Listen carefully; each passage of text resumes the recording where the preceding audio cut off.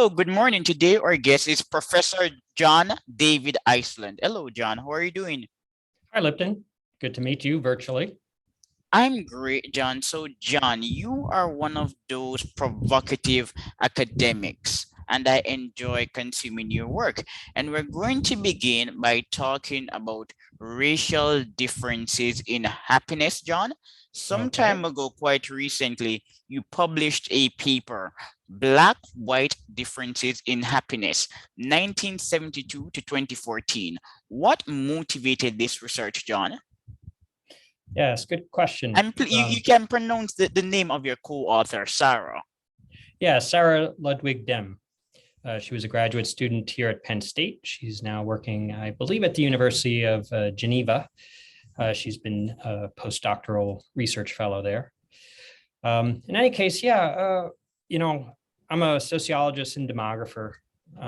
So one of the things I look at in my work are sort of population level patterns and trends in well-being. And so one of the things I look at in my work is racial and ethnic inequality. And so I've been interested in looking at trends in racial and ethnic inequality. And when you try to decide, are things getting better or worse, sometimes it really does depend on the measure you use. By many measures, I'd say by most, a lot of disparities are narrowing, but not all of them, such as, wealth inequality is one that hasn't narrowed much. Anyway, so I was interested in this paper to look at another sort of indicator of well-being. This one is what's called a measure of subjective well-being or happiness. So the trends for Blacks and whites over time. All right, John. And what are some of your main findings? Sure. So in general, one of the main findings is that there is a gap in happiness. So when people are asked the survey question, this was asked on the general social survey, how happy are you? Roughly speaking, that's how it's asked. And you could say you're very happy, or not too happy. And so for those who report they're very happy, whites are more likely to report they're very happy. The gap in the last time period I looked at was about 6 percentage points. So 34% of whites said that they were very happy compared to 28% of African-American respondents. But that gap narrowed. So it used to be more like 15 points at the beginning of the time period in the 1972 to 1976 time period. So there's a gap, but it has declined over time. So the gap is receding, but are African Americans still less likely to say that they're happy when compared to white Americans? Absolutely, that's right. What are the correlates of happiness, John? I read your paper and you mentioned that marriage is correlated with happiness and so is education. Shed some more light on the data. Yeah, so one of my interests in this paper too is not only to look at the overall gap, but maybe look to see if there are other factors that could help explain the gap.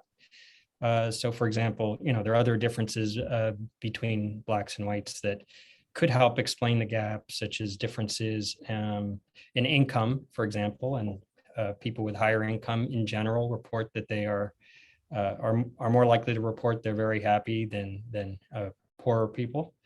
I looked at families, sort of household composition, whether people are married or not married. Generally speaking, married people are more likely to report that they're happy than people who are not married, and other characteristics like age. So I wanted to see if maybe the differences in Blacks and whites and these other characteristics that are correlated with happiness could also help explain the more general differences between Blacks and whites in happiness. Is the gap receding, John, because according to one writer, the Black population is aging and older people tend to be happier? Well, that played some role. It wasn't the biggest role though, but yes, I mean, age does matter in general, that older people are happier. And so that did play a role. It wasn't the most important though in my, when I looked at, in my analysis. What are the main factors responsible for the gap becoming smaller? For the gap becoming smaller. Well, um, so what I didn't exactly do is look at the factors that are producing a smaller gap, but really what explains the overall gap between Blacks and whites in each of the time periods. I mean, things that could be happening in general is, there is a growing Black middle class, for example, and that could be associated with lower levels of happiness. It could be just in general standards of living have increased, even though unevenly over the period. So again, people are better off, when you just look at the trend in median household income for both Blacks and whites. They have risen from the early 1970s, though again, with some ups and downs, and of course, growing income inequality has been an issue. All right, John. It could Religiously, be just in general better, uh, just better general living conditions for African Americans since the early 1970s is sort of a plausible explanation. But again, even within Blacks and among whites as well, there's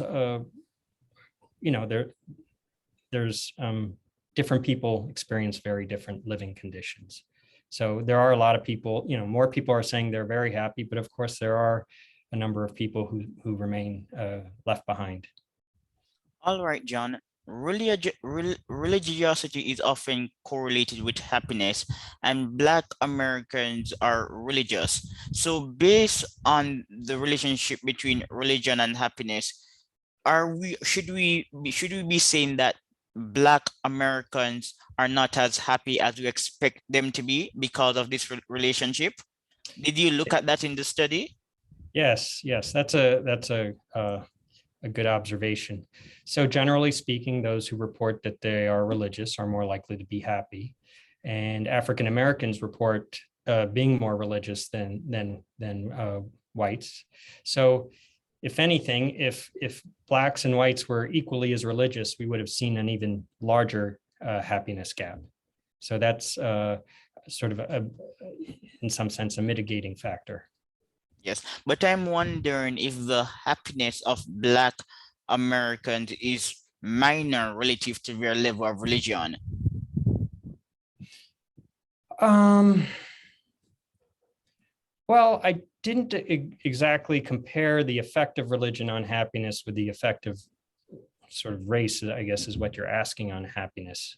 Uh, Clearly, they're both important. And I should mention, even with uh, all of the factors that I'm looking at that are related to happiness, not all of it is necessarily causal. So, for example, one of the factors I looked at in my study was family structure and being married. So married people are clearly more likely to be happy, but one wonders if being married causes one to be happy, or if being happy, a person who's sort of inclined to be happy is more likely to get married, partly because maybe they're more attractive to other people, or yeah. So Yeah, personality so variation. just coming back to religion, I think other studies looking at religion have suggested it's important because people who are religious tend to be in stronger social networks, maybe have a stronger sense of purpose and community. So that's why religion appears to matter. Personality variations are important predictors of happiness, well-being, and income. Pro-sociality, for example, people are who are pro-social are more likely to join voluntary organizations. They're more likely to become politically engaged, and they're also likely to invest in social relationships. So this could be one reason, as you rightly said, why married people are happier. Absolutely right. And again, religion, to the extent it's a pro-social activity for many people, would work in the same way. What's captivating about your paper, John, is that a good paper should compel us to ask more provocative questions. And when I was surveying your paper, I kept asking a number of questions because the light bulb in my head was ignited. Marriage. So we're looking at the relationship between happiness and social correlates. So for example, marriage. And I'm reading the paper and we're saying marriage is an important predictor of happiness, but should the, well, not this paper, but in the future, should you also study why blacks are less likely to get married? Economics could be a reason, but several studies have shown that even during recessions, men are still likely to get married. So economics is not necessarily the best explanation as to why people are not marrying. So this could create a new era of research for yourself and your co-writers. Sure. Yeah, actually, you're right that that's an issue that a lot of people have been interested in. And there is at least some debate on just even taking race out of it, what explains sort of trends in marriage, because clearly fewer people are getting married today than before.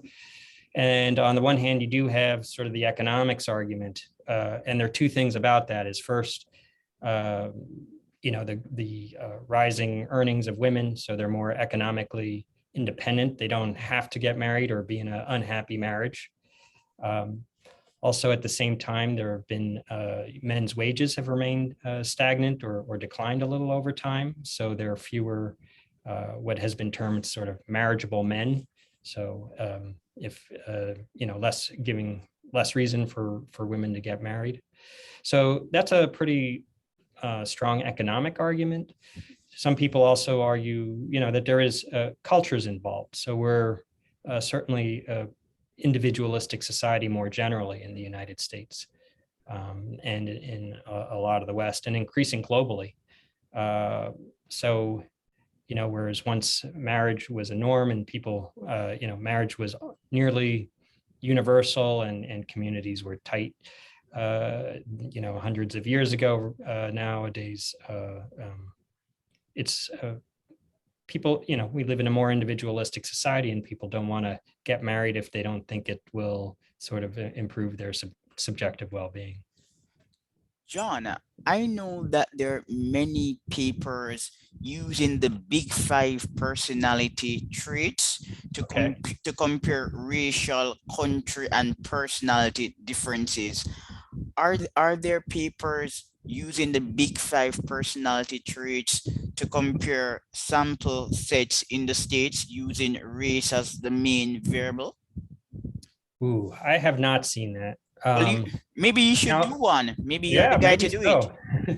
Now, I should say, as someone who, again, is trained as a sociologist and demographer, I tend to look a little more at the sort of social explanations and population patterns and trends. But that's an interesting. That could be interesting. I don't know why offhand why personality traits would vary across race. I haven't. I personally haven't heard of that. Of course, I'm not into that literature. Is that something you have read anything about? Yes, this is a literature that I am interested in, John. And what's really weird is that many of the people who specialize in this literature are actually economists. Ah, So okay. they don't intend to document differences based on race, but in the appendix you're able to look at the race and gender of the various respondents. So one can form a conclusion, but the economists, they're doing a lot of interesting studies on genes and their relationship to race and development, but it is not really from a racial perspective. So if you're reading the study, it is not about race per se, but that's the conclusion. So if when I interview some of these academics, they're very indifferent to the idea of race and genes, but their work is actually the new frontier in this line of research. Oh, that's interesting. Again, I don't know much about Yeah. the personality traits and their relation to genetics. And one, of course, would think that they are related to genetics, but I wonder if even the social, social environment can even um, affect how those traits are sort of expressed Yeah, and yeah, manifested. that's another major frontier in research. So I keep asking my guests this question. Uh-huh. Are personality differences mediated by life history? And to what extent is life history affecting genetics? So for instance, the affluent mindset is more prevalent in an affluent environment. But if a family has been residing in a subpar economic environment for several centuries, will that affect their genetic structure? We know it will have an impact on their personality, but what is the link between genes, personality, and culture? Interesting. Yeah, that's an area I certainly myself haven't looked at, though. I sort of read sometimes what's written about these things. Yeah, I think that academics are just afraid to research these areas. Yeah, it's certainly very contentious. And again, for me as a sociologist, I could see, I'm more interested in how the social environment and social structure affects how people, the well-being of people. And in my research, I look at a lot of different measures of well-being. In this study, I looked at happiness, but probably more often than not, I look at things such as poverty and affluence. Yeah. So, But so yeah, I could understand how that's another area for research. My impression, it's very complicated and it is very to mathematical. really tease out, environment and in genes. And as you note, it could get very contentious that way. But most academics, John, I don't know about you, but most of the people I've interviewed are really dispassionate researchers. So Uh-huh. during the interviews, I often expect them to be political when speaking, but they're extremely dispassionate. So when I read tweets online maligning these characters, I'm disappointed because in real life they're so dispassionate. Hmm. You would not believe their level of dispassion. Hmm. There's one person, I won't call his name, but he's a specialist in race and differences in intelligence. And I interviewed him and we have spoken via email on a number of occasions. And in relation to the issue of race and genes, his personality is just so bland. I see. Yes, that people really don't take their research that politically. They're literally reflecting the findings. Yes. But Well, since I would say in my approach, I tend to be as dispassionate as possible. I think I think that helps us try to do good work. Now, it's true that it's possible for biases to creep into our research, and that's something we have to try to be aware of. But that's why we, no, there's no one study that proves one thing or another. You need many studies, and that's where I think, in general, it helps to have people coming at issues with a variety of viewpoints. Because if everyone comes at it with the same set of biases, um, that could affect the quality of the science. So I'm sort of talking more generally and not talking about the issue of genetics in particular, but kind of thinking of the social scientific process. John, you argue that you have done research on well-being, poverty, and affluence. Is poverty affecting happiness, John? Well, yeah, yes, because in general, you see higher income people are clearly more likely to report um, being very happy than lower income people. Um, and you can imagine there are a variety of reasons for this. I mean, many poor people are more likely to be living day to day, have the stress of being poor and making ends meet and paying the next gas bill and so on.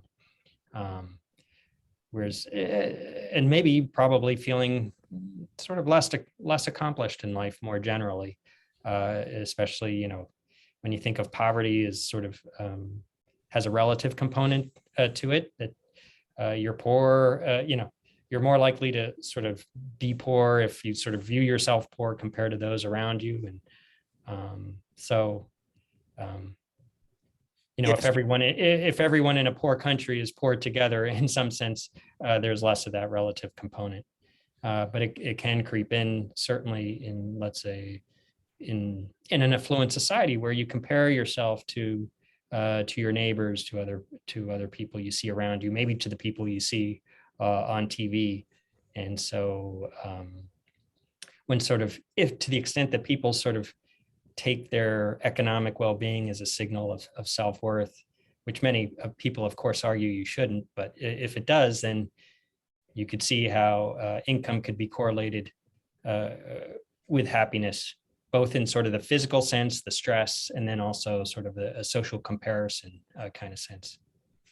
John, maybe many of the studies compiled by you and your colleagues are weird, Western, educated, individualistic, rich, and democratic. That's Maybe right. they're weird studies because I'm sure you know more about the data than I do. I'm not an academic, but Yeah. there are several, and you're agreeing that you know more than I do. Yeah, I agree that I'm an academic, and that that we are, many of us are sort of weird, as you say, Yeah. studying these phenomenon in rich countries. Yeah, let me get the acronym correctly. So it's Western, educated, industrialized, rich, and democratic, not individualistic. Okay. But yes, many of these studies are exploring the perceptions of weird peoples. But when you explore the reality in poor countries, it becomes obvious that depression is correlated with national wealth. People in poor countries objectively recognize that they're poor, but they're Mm. not as depressed as other people. And there's a new study published by PNAS arguing that religiosity explains well-being in some of these poor countries. I see. Yes, that's my impression too from the literature. I this was just a U.S. based study, but levels of reported happiness on average are higher in richer countries than in poorer ones. So Yeah, and the exceptions are in Scandinavia. you're saying Scandinavia, they're not so happy? No, I say in Scandinavia, they Oh, tend to be a bit happy. yes, that's right. I think I remember reading that Denmark is one of those very happy places to be. Yes. And Yeah. as I said to one guest, there's yet a book telling us how to get to Denmark. I see. Yeah. How do countries become like a Denmark or a Sweden? How do you become rich, prosperous, and culturally progressive? There's still not a book on this topic. Yeah. Well, economic development is certainly critical. How that occurs, of course, there's a lot of debate and discussion. But we've seen enormous amounts of economic development in all throughout Asia. I mean, India remains a fairly poor country, but levels of poverty there have been going down quite a bit. In So in, in, I think countries in general are moving in that direction. There is an interesting case study. Poverty rates are trending down, but it's still a developing country and a messy democracy. I think that when compared to countries like China and Japan, the history of state pacification in India is not as impressive. The Japanese and the Chinese have a longer duration of formalizing states with extensive capacity. Mhm. Yes, that is true. And of course, when you look across the developing world, there's a lot of variation. And then some of the poorest countries are the ones that are not particularly well governed. And the reasons for that are very complicated. And I'm sure some of them rooted in sort of colonial history and things like that. The colonial history is fascinating, but what many do not know about colonial history is the political economy of colonialism. Colonialists had to negotiate with chiefs, and failure to do so would have forestalled the colonial project. So Mhm. the chiefs actually had quite a bit of power. I see. Well, now we're getting into a topic that you probably know as much as I do about. Yeah, yeah, because Again, I'm a student of history, so I enjoy reading about this. But this is you should read not, Jutta. not Do you know someone called Jutta Bolt? You should read her. okay. Yeah, All right. Jutta is really interesting, and James Robinson. But I am interested in colonialism. I am not an American. I was born in Jamaica, and Jamaica was a colony of Britain. Yes. Yes, I'm interested in colonial history, and I like to use the example of Ghana. Ghana is doing better than many countries in Africa, and economists often argue that had it not been for socialist policies after independence, Ghana would have been richer. And Ghana has an edge due to the legacy of the Asante Empire. The Asante Empire was the imperial power on the Gold Coast, and it had expertise in appropriating relevant policies that were applicable to Ghana but developed elsewhere.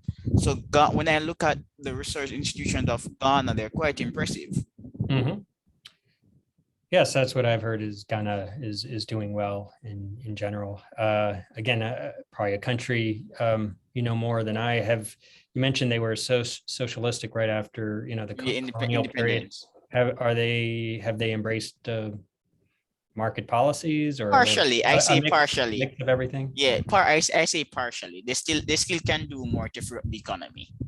Mm-hmm. I say partially, but people, blacks from America, some of them are relocating to Ghana. I see. So John, your paper is right in front of me, and Okay. I am reading about marriage and divorce. Some people are likely to marry, and when they marry, they stay in that state. Others marry and get divorced. And Mm-hmm. I'm saying to myself, why are some people more likely to get divorced? Mm-hmm. Well, so again, not an area that I specifically look at, but even we were talking about issues of income and happiness, and but when you look at trends in divorce by income, by socioeconomic status, so people who with of a higher socioeconomic status are more likely to get married in the first place. And when they do get married, they're more likely to stay married than people with lower levels of education and income. And again, I think thinking sociologically, the issues there are the same that affect even happiness. Is that it's probably more stressful. Marriages can be more stressful when there's a struggle to make ends meet. All right, John. So So John, that's certainly one factor there. all right, and John, we're still on the same point. So in your article, you Yeah. also touch on the issue of stress and racial discrimination. Is racial discrimination negatively affecting Americans? I know this is not a rhetorical question. I like to give the actual data. I don't like to speculate. So based on your research and what you have read, is racial discrimination actually affecting the well-being of African Americans? So the way I'd answer that is I'm sure it does. I don't have the data to look directly at that. So that it wasn't like a variable that I looked at in my study. But when you think of one of the when looking at the black-white gap, one of the things I do is so I look at the role that different group characteristics might play in explaining the gap. And we talked about income, and we talked about family structure and religion. And these factors explain a majority of the gap in 2014. But there are a lot of factors that don't explain the gap. Factors just not in these sort of statistical models. That could be several things. It could be things, I don't have measures of wealth or neighborhood quality. But also one of the things you might think could be discrimination, in the sense that if you experience discrimination, and certainly if you perceive discrimination, you could see how it could sort of produce a feeling of anomie, of alienation, and sort of reduce subjective well-being. So I Yes. don't measure it directly, but it's something certainly the theoretical link would be strong there. And let me read this snippet in your paper. Perceived discrimination can likewise reduce life satisfaction. Williams et al. 1997, Thomas and Hughes 1986.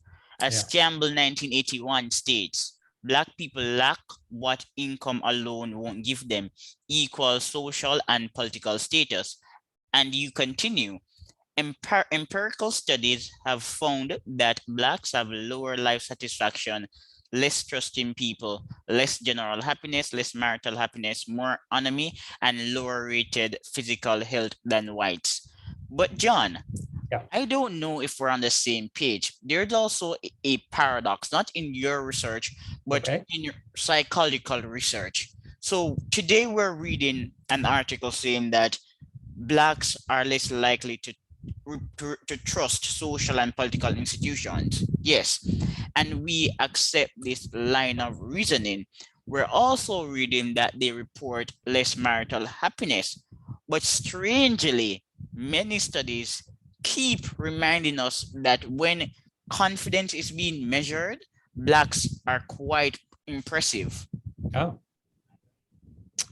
Yeah, okay. this is a paradox. That's interesting. Yeah. Again, this is getting into the psychological literature is not something I wouldn't have sort of firsthand knowledge of it, but yeah, that does sound like an interesting paradox. You would think that, I mean, they tap into different things there, so you wouldn't expect all these things to be perfectly correlated. So confidence in oneself and self-efficacy is not the same as trust of other people, for example.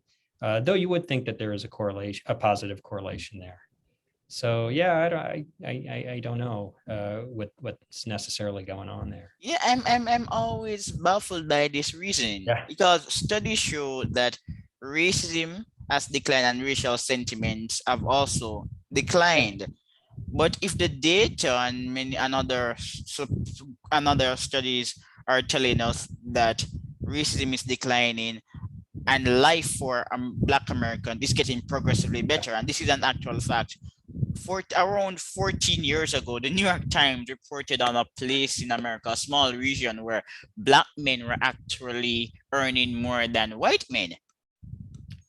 I wonder if that was Queens. I kind of remember Yes, that. yes. Do you remember that study? Exactly. Right. Yeah. And Black women out earn white women, and Blacks with a PhD out earn similarly educated whites, and the results are being driven by Black women.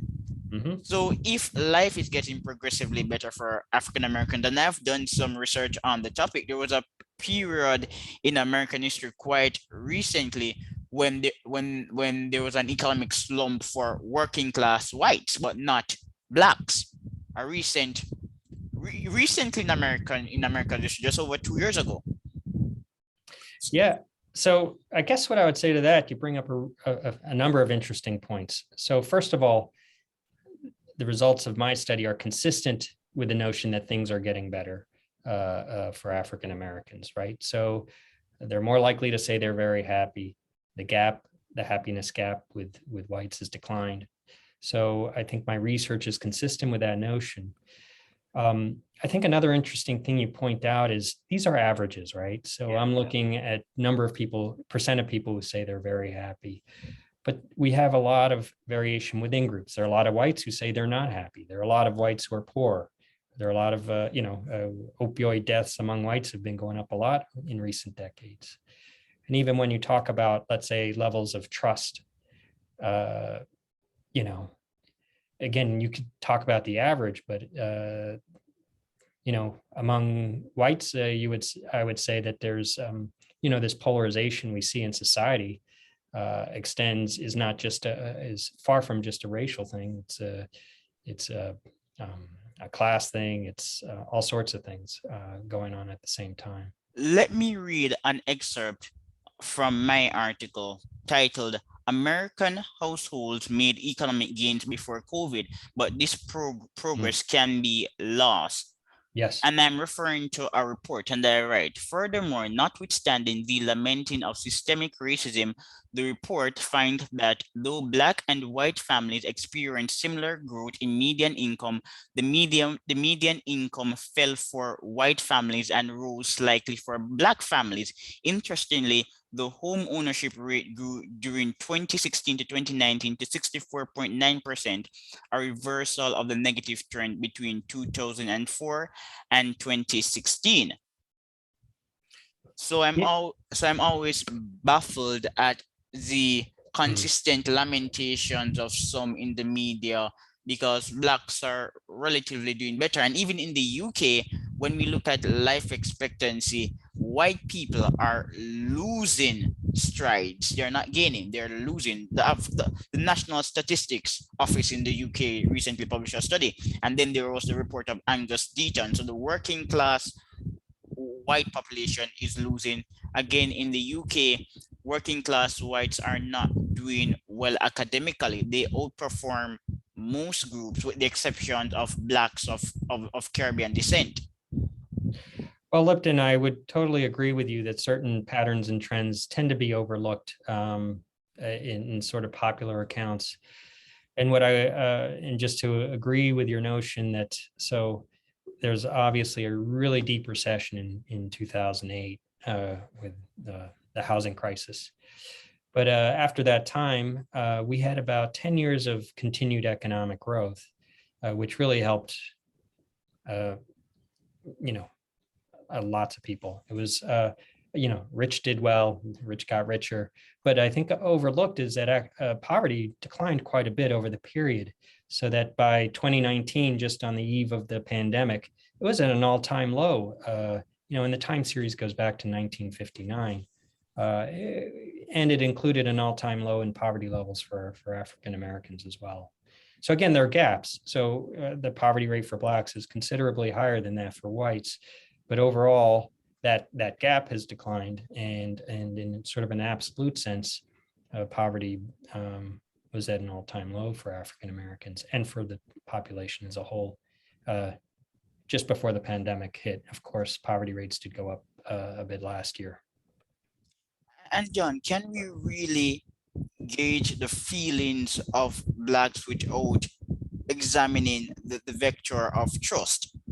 If people who are low in trust are often skeptical of progress and institutions, and studies reportedly show that blacks are low in trust, and there's a news report recently published saying that blacks are skeptical of the vaccine, and it's not because of the Tuskegee project. Yeah. So if a group is low in trust for whatever reason, then more than likely, when progress becomes evident and things get better, Yeah. will these people still say that things are becoming worse? That's a possibility. I'm just speculating, but it could be a possibility. Yeah, well, I think you're right. I mean, this low level of trust has complicated his historical origins, and complicated in terms of both history and sort of how this history manifests itself today.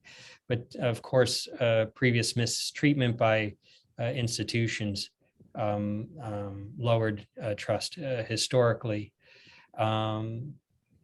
It's interesting when you talked about the COVID vaccine and trust, we do see relatively low levels of vaccination uptake among African Americans, but guess who else we see low levels of take up? It's also from working class With whites whites figure. and Trump supporters. And I think you see this lack of trust manifest itself among these different groups for different reasons, I would say. I guess for different reasons, but both of them seem to express alienation and distrust of a lot of sort of mainstream institutions. Yes, the article on COVID-19 vaccine hesitancy is titled, "It's Not Tuskegee, Current Medical Racism Fuel Black Americans Vaccine Hesitancy." And I would encourage people to read the article for themselves before affirming the title. I see. And so why do you say that then? Like, so you think that the details don't quite back what the title is saying, or? Yeah, in a sense, because it's not Tuskegee. Current medical racism fuels Black Americans vaccine hesitancy. Mhm. Where is the where is the objective data to argue that science is racist? There are titles. Science is racist. We need to revolutionize venture capital because it's dominated by too many white men. But what is the data actually saying? I There's see. there's actually a study saying that venture, it was published by Stanford, and the researchers were surprised by the results, and the findings found that venture capital funds were more receptive to ideas pitched by people with Asian sounding names and women, not white men. I see. Interesting. Okay, Yes, I so hadn't seen that study. Is that a new one? 2019, it's new, Mhm. it's a fairly recent study. It has not been promoted earnestly by the media, I see. but Okay. it's a fairly recent study. Yeah. So for like I sent you an email saying, John, I would like you to appear on my show. You said yes, but you could have said no. If you said no, should I then interpret your refusal as racism? Uh, right. I Yeah. guess that's the thing with any uh, specific situation.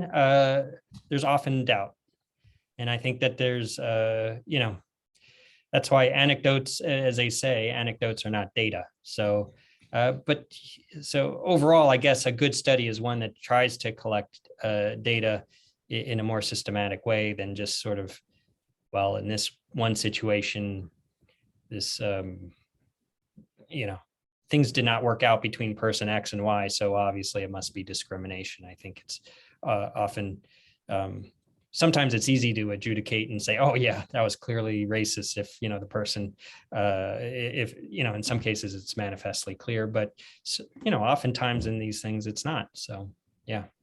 Yeah, and uh, blacks have many commonalities with working class whites. Maybe blacks and working class whites should form an alliance. Both groups are likely to be profiled. Both groups are negatively affected by immigration. So there are more similarities and differences between blacks and working class Americans than we think. Yeah, I do think that it's interesting. I think the issue of class has receded in sort of the way we talk about inequalities and life chances. I think for some good reason, there's been a lot of focus on race over the last a couple of years or several years. But I do think that sometimes these in focusing on race, which is not a bad thing, I think sometimes these issues of class get sort of overlooked more than they should, at least. If Um, and I see the possibility of political, of coalitions of working class people, a multiracial sort of populist political movement is certainly out of the question.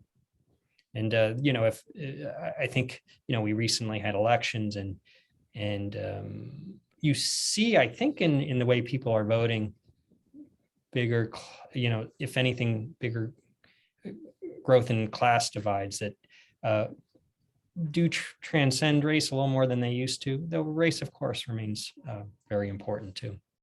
but this is a question that I've always been wanting to ask, John.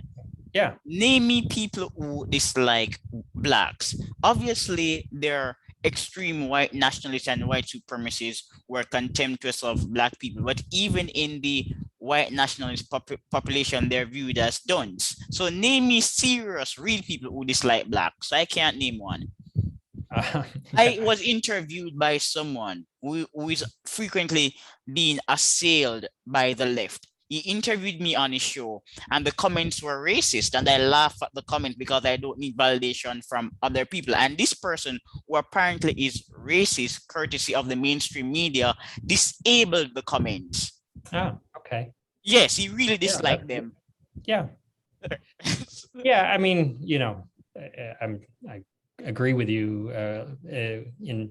in many ways with this. I think that it's clearly become socially undesirable to sort of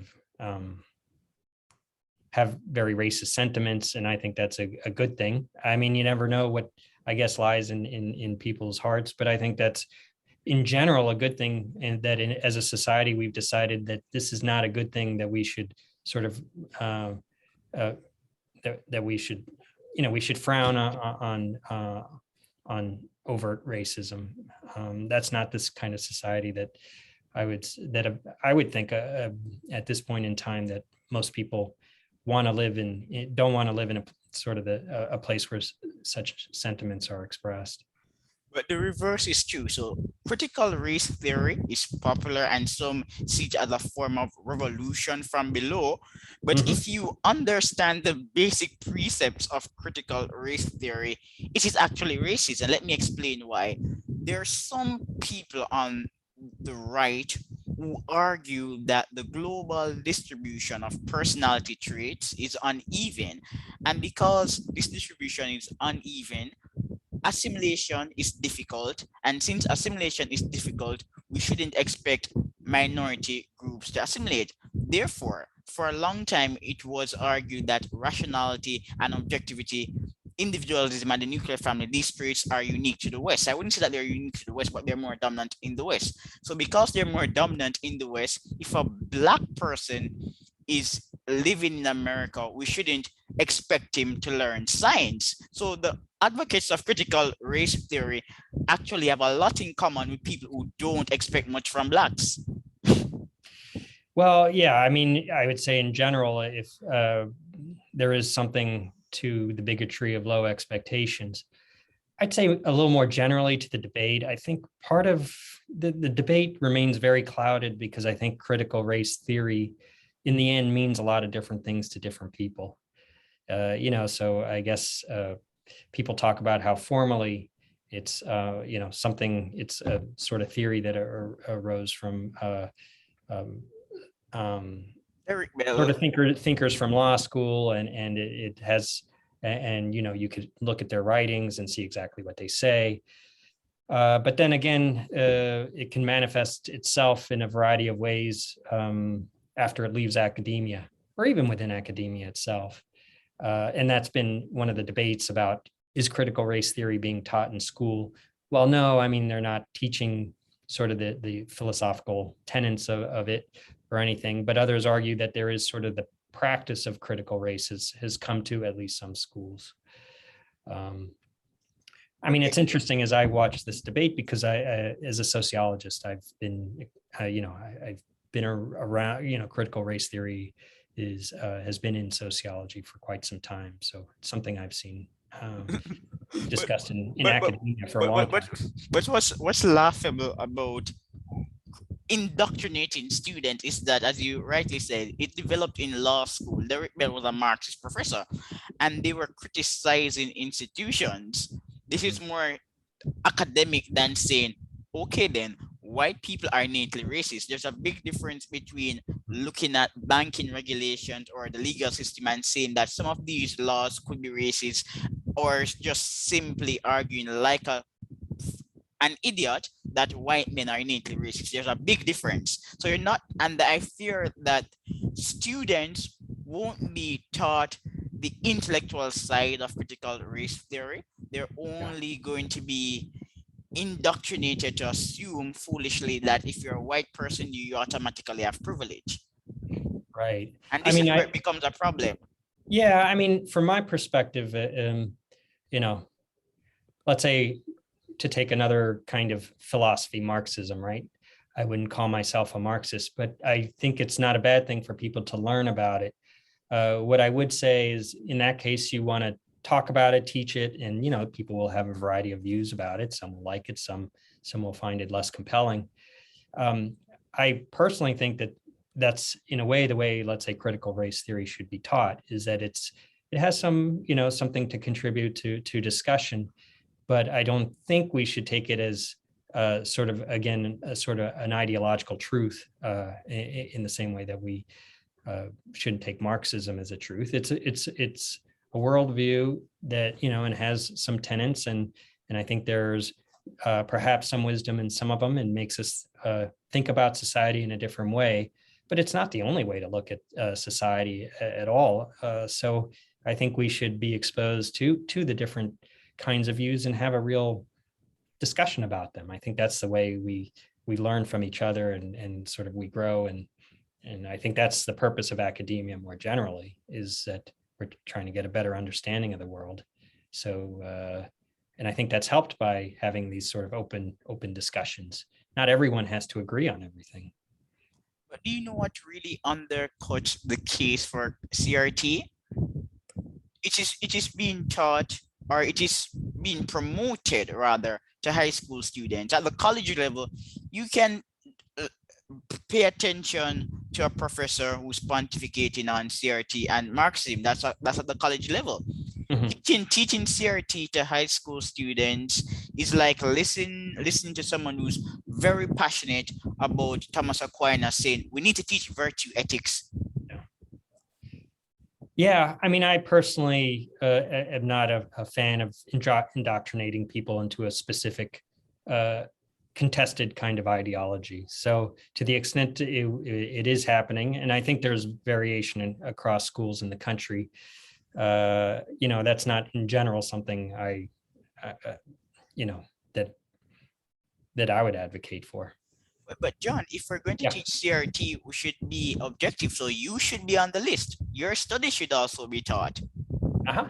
Yeah, sure. Yeah, to show people that things are actually getting better. And we're going to Yeah. move on and talk about another major study you did Yeah. on the gender gap, the declining earnings gap between young women and men in the United States, 1979 to 2018.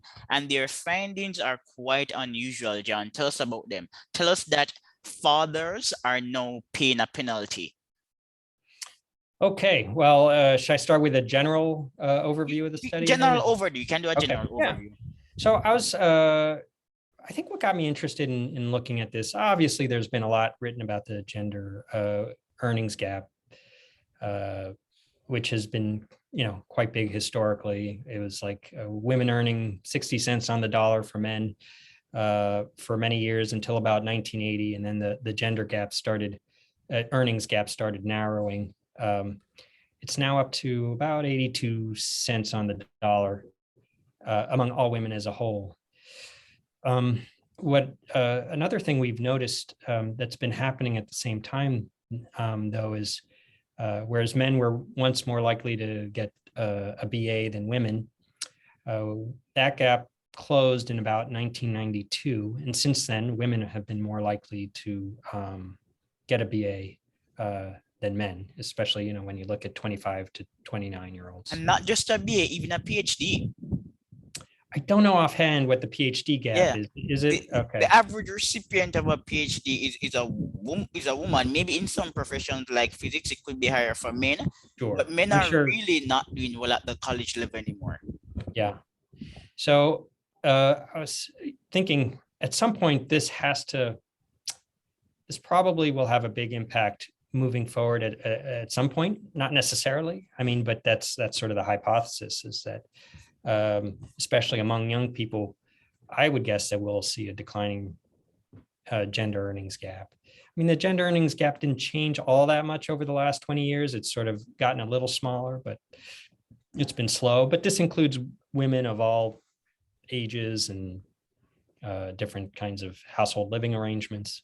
So in this paper, I wanted to focus in on young men and women and seeing how they were doing. And over time, so looking at sort of cross-sectional data, from the decennial census at different points in time. And I found that among this group of young men and women, the gap did narrow quite a bit. Let's see, I looked at it from 1979 to 2018. The gap, I'm just taking a quick look here.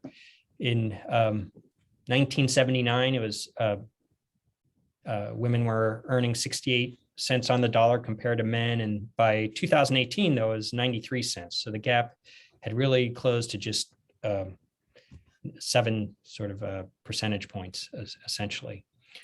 Now, interestingly, it's among young men and women who are not married and who don't have children. There's no gap at all. They've reached parity. And that's actually the largest group of young men and women today. We've seen people put off marriage toward later, and less marriage more generally. Also, same thing with delayed childbearing. So among this group, there's no gap. But where we do see the biggest gap are among those with children, like men and women who are married with children. So it does suggest that there is something about getting married and having children. It's not always necessarily causal. We could talk about this sort of selection effects. But among those, we do see a bigger gap. And it's clear that for a variety of reasons, women are more likely to be caregivers due to socialization, for example. And so they are they are more likely to exit the labor force or to put less emphasis on their careers more generally, compared to, again, similar young men age 25 to 29 who are married and who have children. So we see a bigger gap among this group. So in some ways you could see the role of discrimination probably has declined, but we do see a penalty associated with having children in particular. Yes, and this penalty is found for both men and women.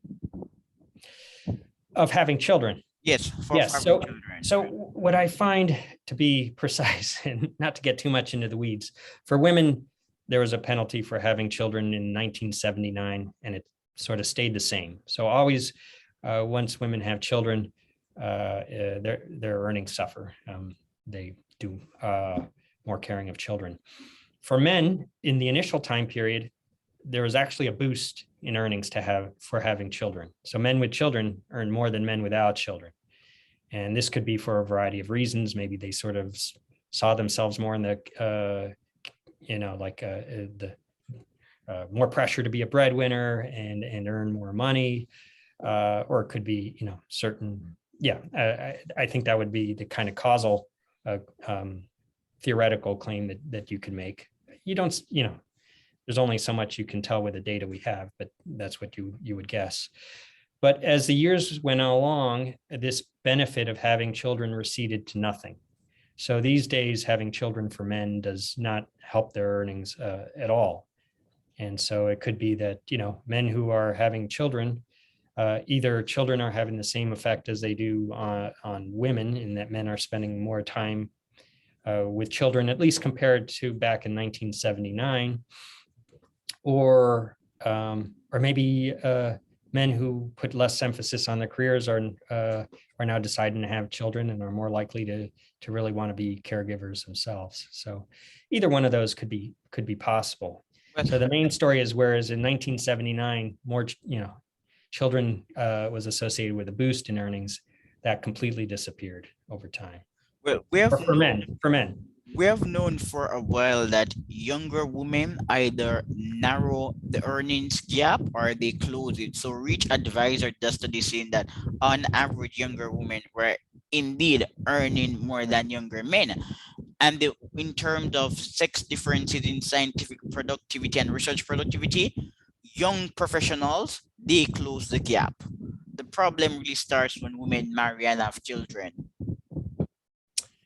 Right. So certainly this study is consistent with that story. So, right. So some point to the fact that this is still some manifestation of sort of gender inequality, that women are still sort of have this expectation on them to care for children. Sometimes it's hard to tease out, are women happy to be doing this? Are they unhappy to be doing this? And so, I think it could certainly be a mix of the two. I don't look at that specific issue in this paper, which just looks at census data. There are some researchers arguing that the capacity to nurture is wired into the neurons of women. This is one view, and there are women who don't work, they stay home and take care of their children, and they're quite happy. So maybe women are socially invested in their families. I would not necessarily say that society is imposing an obligation on them to care for families, because of some anecdotal examples. Even when grandmas are old and retired and you say to them, grandma, don't work, they still want to work and take care of their families. Well, that's where the debate is at, as you say, there's an evolutionary sort of biology kind of view, which I would say is not particularly prominent or popular in sociology, where we we focus on the role of socialization, and clearly, socialization does have affect men and women and their expectations.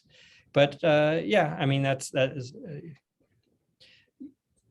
an area where you do see debate. Not an area where I wade into all that all that much. Oh, okay, then. And some people like Steve Stewart Williams, and I tend to usually agree with him. They will say that the evidence is likely to be in favor of the evolutionary anthropologist and evolutionary psychologist, not the sociologist. Mhm.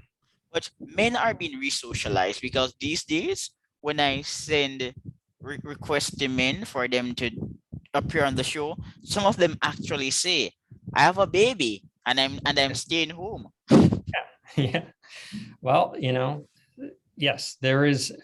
I mean, so even that anecdote sort of illustrates that socialization must mean something, right? Yes, Uh, 20 years ago, would a man say I have a baby and I'm staying home? I don't think so. no, I don't think so. Right. Yeah, the people are saying that they're having babies or they have children and they're babysitting. Yeah, men are changing.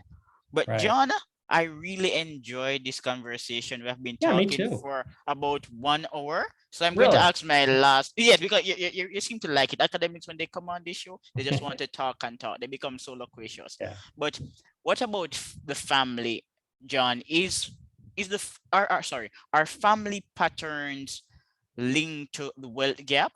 You did a study on the topic. Well, the study wasn't covering the wealth gap and family patterns, but you mentioned that we can attribute a percentage of the wealth gap to black-white family patterns. So what I did is I didn't exactly look at wealth. I looked at income The income. and affluence as measured with income.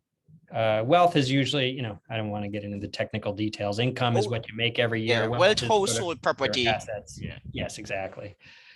But certainly, yeah, I mean, family structure more generally is associated with affluence um, and having more income. I mean, after all, if you have two potential earners that can't help but help raise incomes, as opposed to, let's say, a single person living alone, or certainly a single parent raising a child on his or her own, where you face the challenge of sort of the childcare component. And then there's often just one earner. I mean, sometimes these single parent families, they might live with another adult also there. But sort of the connection there is easy for me to see. Again, some people argue about the issue of selection, in that some people put off getting married until they can earn more money. So those people, once you start earning more money, you then might get married. So in other words, the causal connection goes both ways. But I do think that, again, the theoretical reason for believing that marriage itself boosts a household's income is quite clear, at least there. So even if there is the causal ordering does go both ways. All right. Are you married to John? Yes, I am. Okay. All right then. I'm not. Happily for 21 years now. Oh, So do you have children? I do. Yeah. Okay, and you're re-socialized. So I'm sure that you take care of them sometimes and do little stuff like that. Yes, indeed. Well, they're getting older now, so they need certainly less care than when. Okay, okay. Yeah, but like someone was about to interview me once and he said, I'm going to put my children to bed. So men are really invested in their kids. Yes. Well, my kids are now 17 and 19, so I'm not putting Yeah, them they don't need to bed you. as They don't much. need that, John. They don't need anymore. But I really enjoy this conversation, but unfortunately I have to go. So bye, John. Of course. See ya. Good All talking right. to you. Bye.